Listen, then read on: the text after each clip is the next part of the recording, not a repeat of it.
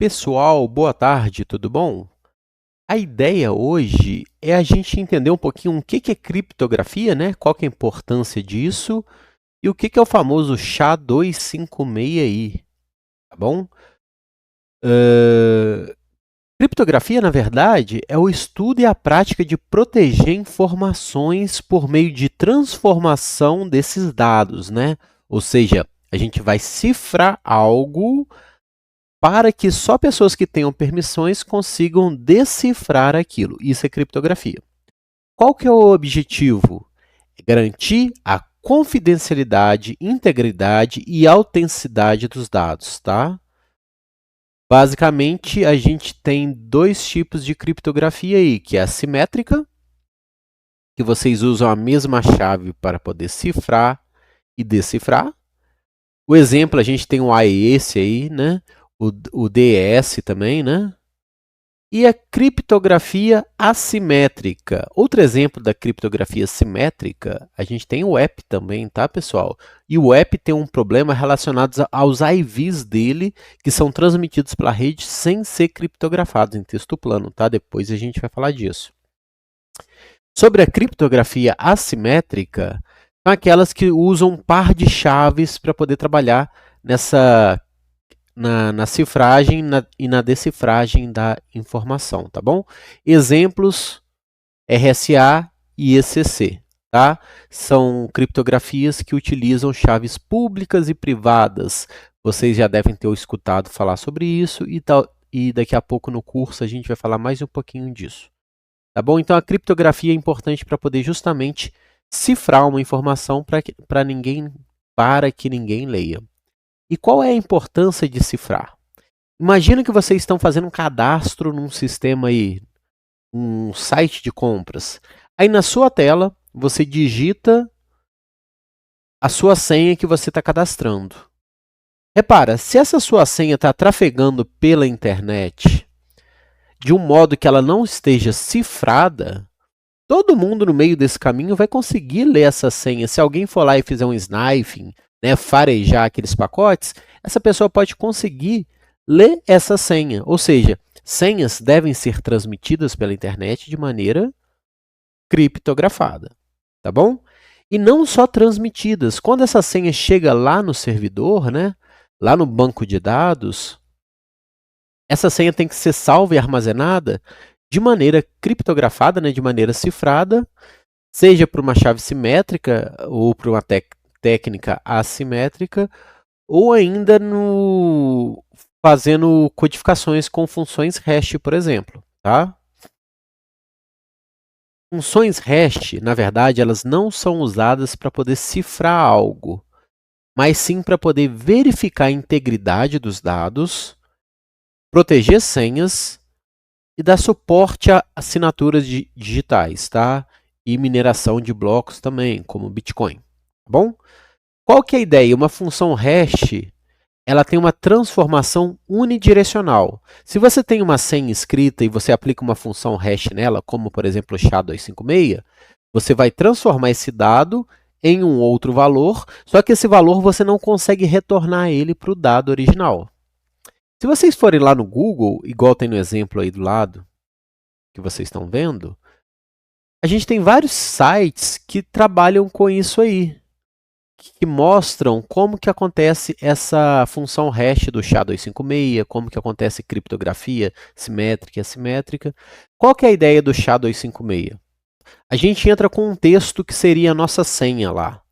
A minha senha é Samuel 123. Essa função hash transforma esse texto de entrada numa hash, que é o objeto originado a partir da função hash. Nesse caso aqui, esse número gigantesco aqui embaixo, tá bom? Deixa eu tentar voltar aqui, vocês estão conseguindo ver? Beleza. Deixa eu tentar fazer outra coisa aqui. Pronto. A função hash, ela faz essa transformação de quê? De uma senha inserida, por exemplo, no teclado, para essa hash aqui embaixo. A sequência de caracteres que a gente chama de hash. Tá bom? A ideia é essa. Contudo, Dada essa sequência de saída, a gente não consegue retornar para a nossa entrada, ou seja, ela é unidirecional. E qual que é a importância disso? Na verdade, lá no banco de dados, a gente deixa salva somente a nossa hash. Se a gente passa uma senha, quando essa senha chega lá do outro lado, ela é transformada por uma função hash na outra hash, e se as duas são iguais, quer dizer que a gente consegue efetuar o login. Por que isso é bom? Se em algum momento o banco de dados for invadido, ou até mesmo os administradores do banco de dados, ninguém consegue retornar e descobrir qual que é o valor original que gerou essa cifragem. Pelo menos até hoje, no SHA-256, que é o mais usado, ninguém consegue fazer esse retorno para poder descobrir qual que é a senha. Entendem? Dado uma senha, você chega na sua hash. Mas dado uma hash que vazou, você não consegue chegar na senha. Então a sua senha continua íntegra. Tá bom? Existem outras variações de hash. Nesse site aqui, por exemplo, tem o SHA-1. O SHA-1 já não é mais indicado, tá? Porque ele já consegue ser quebrado. O SHA-256 já é o suficiente para a gente hoje, tá? Existe o SHA-512 também, SHA-384, existem outras variações aí. Vamos ver como que é esse comportamento. Se a minha senha fosse Samuel, isso aqui gera uma hash totalmente aleatória. Aleatória não, na verdade a palavra é uma hash gerada pela função SHA-256. Se eu coloco um dígito a mais ali, ó, coloco um 1 ali em cima, reparem que a minha hash toda mudou. Se eu coloco outro dígito, um Q, a hash mudou toda de novo e de novo a cada novo dígito inserido. Estão vendo isso? Ou seja, uma pequena mudança na chave já muda toda a hash e você não consegue fazer esse retorno. Isso que é muito legal. Quando a gente salva então a nossa senha lá no banco de dados, na verdade a gente salva a hash e não a senha de fato. Ou seja, nem os próprios criadores do aplicativo, as pessoas que gerenciam um banco de dados, conseguem saber qual é a sua senha, justamente porque ela está salva como uma hash. Entenderam um pouquinho a ideia? A ideia é tentar trabalhar isso também no Python, tá? Tentar implementar algumas coisinhas no Python só para a gente ver o funcionamento. Se um dia alguém for implementar isso de fato, vai ser mais fácil de estar entendendo. Tudo bem? Então a hash, elas estão presentes em quase tudo que envolve segurança digital. São base para poder proteger senhas, verificação de integridade de arquivo, assinaturas digitais, tá? Criptomoedas, Bitcoin, a SHA-256 é muito usada na mineração. São ferramentas rápidas, essa transformação da função hash é muito rápido. Entender hash é essencial também para poder, quem for trabalhar com segurança, ainda mais se for para a área de blockchain e redes e promoção segura. Tudo bem? Então, se você usa a internet, com certeza você já usou a hash hoje em dia, mesmo sem saber. O SHA-256 é uma função hash que gera essa criptografia para a gente, da família SHA-2. Existe a SHA-1, que já não é mais indicada, a SHA-512, que também é muito boa, mas na verdade é dar um tiro de bola de canhão em um mosquito. A 256 até hoje nunca foi quebrada. Tá? A SHA-256 foi desenvolvida aí pela NSA e ela tem a padronização da NST. Ela é mais segura que as outras anteriores, do que a SHA-1, do que a MD5. Tudo bem? A MD5 usava 128 bits, a SHA-1 160 bits, a SHA-256, como o próprio nome diz, 256 bits, que já é bem mais difícil de ser quebrada. Características, vamos resumir o que a SHA-256 é. Ela é uma função que gera uma hash,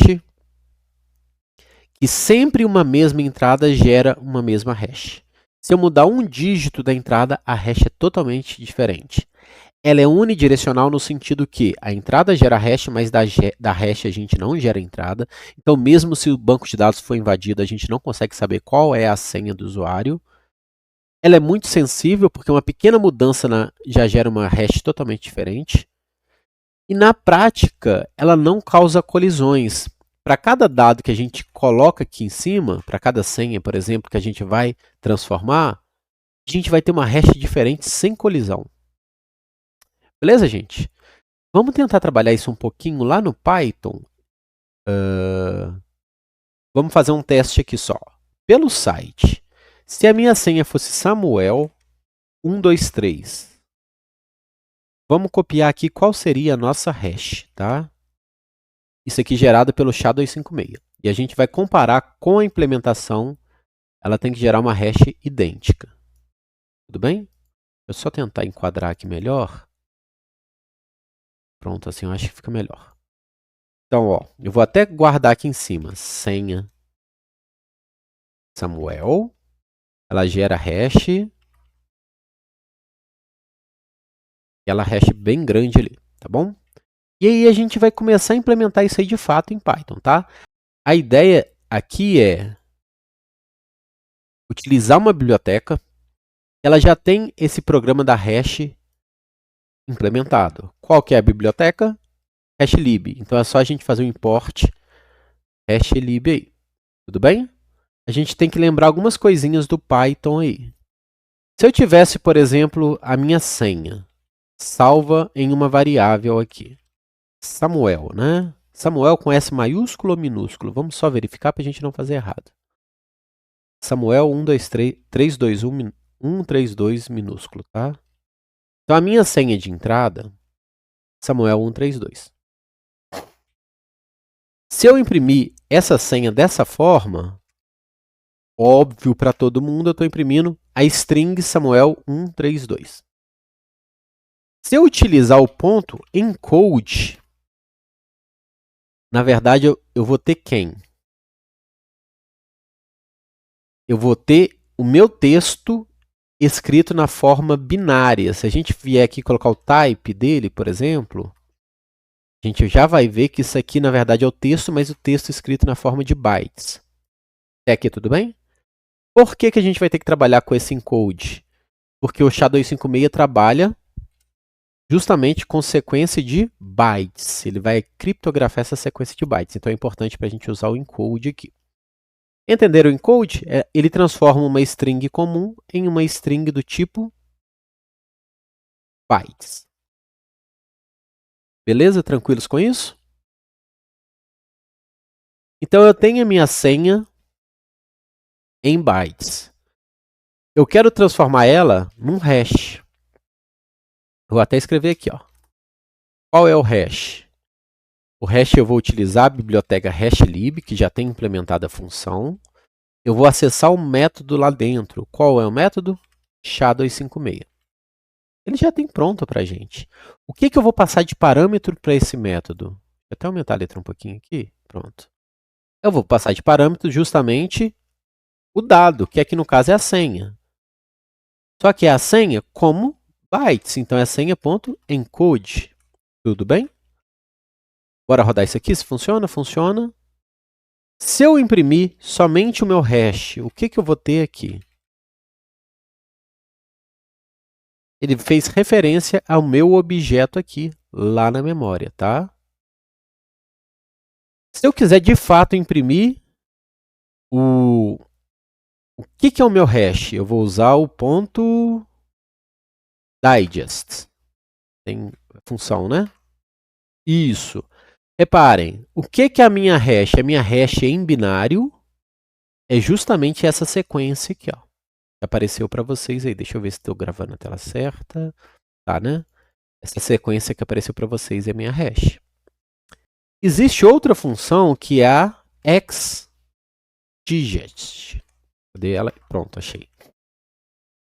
Na verdade, aqui eu vou imprimir a minha hash, mas em caracteres hexadecimais que a gente já consegue ver. Ó. Repara, esse texto é o mesmo texto do de cima, só que em cima está em bytes e aqui embaixo está em hexadecimal. O que a gente falou é a função hash ela deve gerar sempre o mesmo resultado. Eu rodei o SHA-256 para Samuel 132, seja aqui no Python, seja lá no site, o resultado tem que ser o mesmo. Vamos ver qual era o resultado lá do site, que a gente salvou aqui. É a mesma sequência aqui, ó. B52, DFCC, taranã, começa com A44. Ou seja, a função hash sempre gera a mesma saída, dado o mesmo resultado. Tudo bem com isso, pessoal? Entenderam? Esse resultado, deixa eu até tirar o binário aqui, vou deixar só o resultado. Esse resultado que é salvo lá no banco de dados da aplicação. Por quê? Com base nisso, eu não consigo saber qual é a senha. Não tem método, ninguém nunca conseguiu decifrar como eu retorno dessa hash para o dado de entrada. Por que a gente chama de SHA-256? Se eu fosse olhar o tamanho disso daqui, 32. Quer dizer que eu tenho 32 caracteres salvos na minha sequência aqui. Ó. Deixa eu tirar o X aqui. Ó. Tudo bem? A minha hash tem tamanho 32. 32 bytes. A gente sabe que um byte é 8 bits. Então, se eu multiplicar isso aqui, eu vou ter len vezes 8. 256 bits. Então, na verdade, a minha hash tem 256 bits. Daí o nome SHA-256. Se eu trocasse isso aqui para o SHA, eu tenho outras variações aqui, né? SHA-224, vamos ver quantos bits que ele ocupa. 224, é bem intuitivo para a gente, né? Se eu trocar isso aqui para SHA-1, 160. O SHA-1 ele já é mais fácil de ser quebrado, tá? O SHA-1, por exemplo, a gente consegue pegar... cadê? Esse aqui eu comento. Eu vou tirar esse len daqui. O SHA-1 eu consigo pegar a minha hash e voltar com ela para a senha original. Contudo, o 256 não, tá? Quais outras variações a gente tem? 384. Ele já tem 384 bits. MD5 também, que não é indicado mais, que ele já é fraco. Ele tem 128 bits. É pior do que o SHA-1. Tudo bem? Então, na HashLib, vocês têm vários algoritmos aí de fazer essa cifragem, de fazer essa conversão de uma entrada para uma função hash que vai gerar uma hash de saída. O que mais que a gente tem de interessante aqui? SHA-512, ele vai ter 512 bits. É uma chave, é uma hash muito maior. Entenderam essa ideia, pessoal? Então, na prática, é essa sequência que é salva lá no banco de dados. E, mesmo se o banco de dados for invadido, a gente não retorna dessa sequência para a senha, garantindo a integridade dos dados. Opa, volta tudo, voltei, estou aqui. O que mais que eu queria mostrar para vocês?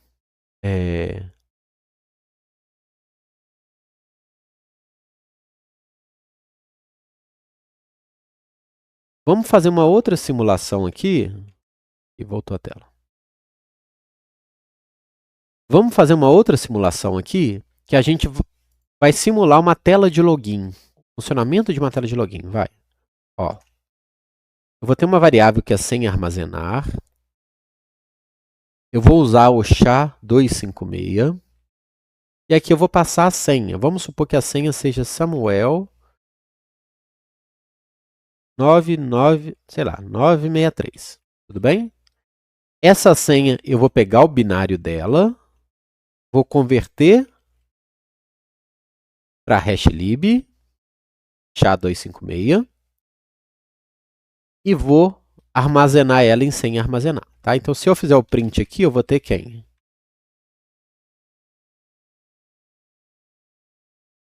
Eu vou ter sequência de bytes que, de fato, é armazenada lá no banco de dados com a minha senha.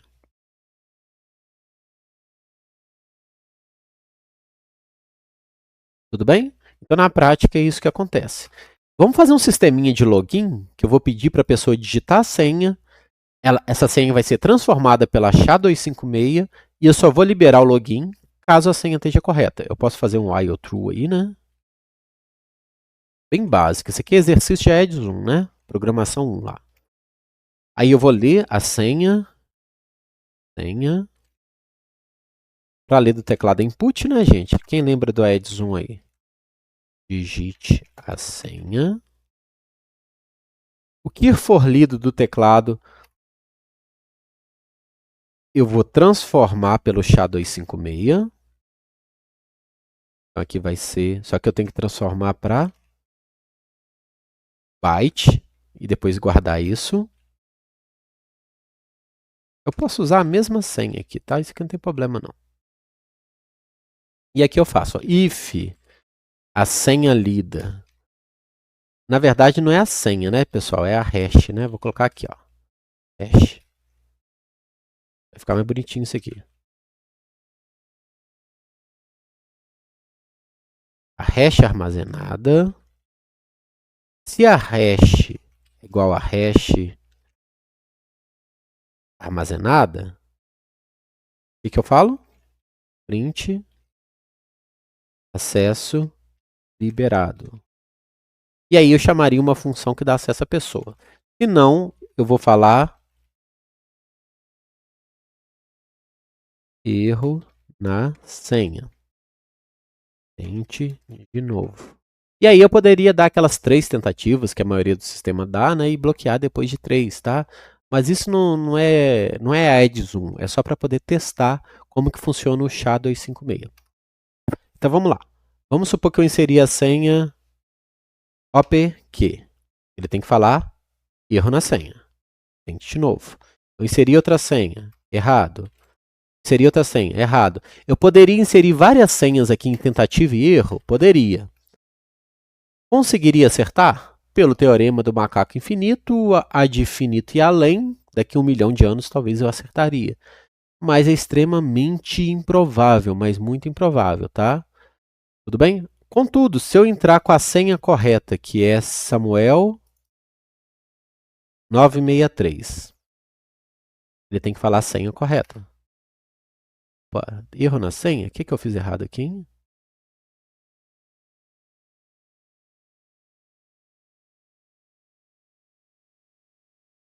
Eu estou trabalhando com a senha, que é hash.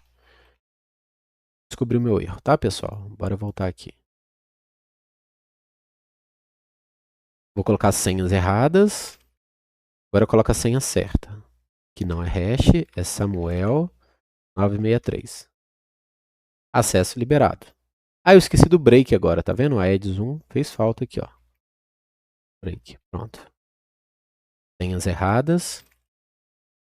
Senha certa, Samuel 963. Acesso liberado. Então parou de rodar. O if foi verdadeiro, printei acesso liberado e fez o break. Entenderam, pessoal? Então, na verdade, a gente trabalha com a hash salva lá no banco de dados, tá? Ah, eu não quero trabalhar com a SHA-256. Eu quero trabalhar com o MD5. Se eu estou salvando a senha em MD5, eu tenho que converter para MD5 na hora da leitura. Funciona da mesma forma.